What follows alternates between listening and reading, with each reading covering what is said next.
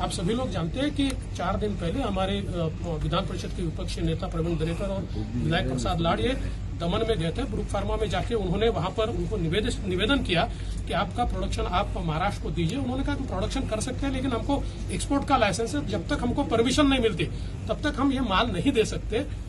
तो मैंने स्वयं फिर केंद्र सरकार में आदरणीय मनसुख भाई मांडविया जी से बात की। मनसुख भाई मांडविया जी ने उनका टाइप रेड्डी से कर दिया ताकि उनके लाइसेंस पर ये प्रोडक्शन कर पाए। उसके बाद उनके पास जो कुछ प्रोडक्शन था, हमने उनको कहा कि आप तुरंत महाराष्ट्र के लिए हमको उसको दीजिए। उन्होंने कहा उसकी सारी परमिशन लेनी पड़ती है। हमने यहाँ की एफडीए की परमिशन उसमें ली, हमारे पास परमिशन की कॉपी है। वहाँ की एफडीए से हमने बात की, उनको हमने कहा कि भाई स्वयं हमको मंत्री जी ने उसकी परमिशन दी है, कल उनकी परमिशन हमको उन्होंने कहा कि हम दे रहे हैं। और ये सारा जो कुछ माल अभी ज्यादा नहीं था, जो कुछ माल मिल सकता था वो महाराष्ट्र में लाने वाले थे।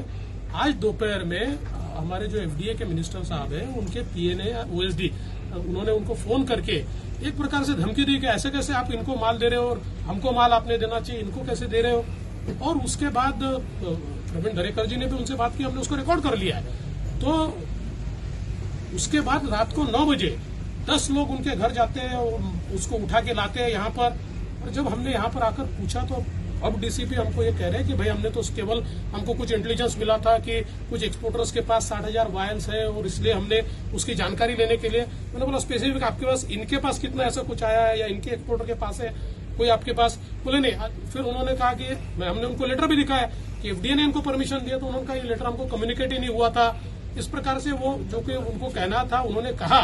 लेकिन ये जो सारी राजनीति चल रही है ये बहुत गलत राजनीति है। हम महाराष्ट्र के लिए प्रयास कर रहे हैं।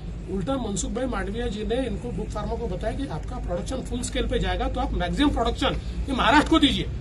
इतना उनके कहने के बाद और उन्होंने हामी भरने के बाद अगर इस प्रकार से उनको प्रताड़ित किया जाता होगा तो मुझे लगता है कि ये तो बहुत गलत बात है। और इसलिए आखिर मैं यहाँ पर आया। अभी उन्होंने उनको छोड़ दिया, उन्होंने कहा हमने इनको अरेस्ट किया ही नहीं था, हमने तो सिर्फ पूछताछ के लिए बुलाया था।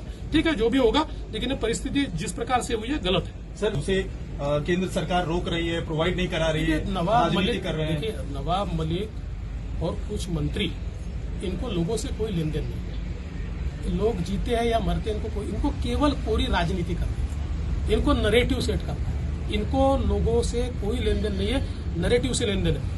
मनसुख भाई मांडविया ने तुरंत ट्वीट करके उसका जवाब भी दिया। उनको मांगा, वो कुछ नहीं दे पाए। उन्होंने एक पत्र जो ट्वीट किया वैसे के वैसा सेम डुप्लीकेट पत्र महाराष्ट्र ने इशू किया है, वो भी हमने ट्वीट किया हुआ है। कोई अंतर नहीं है। जैसा प्रश्न गुजरात के एफडीए ने निकाला वैसे महाराष्ट्र के हर स्टेट के एफडीए ने निकाला है। तो झूठ बोलो और अपने ऊपर की जिम्मेदारियां दूसरे के कंधे पर डालो। अभी समय यह है, केंद्र सरकार मदद कर रही है, राज्य सरकार केंद्र सरकार ने मिलकर लोगों को मदद कर रही है, पर इनको उससे लेन देन, इनको राजनीति करनी है।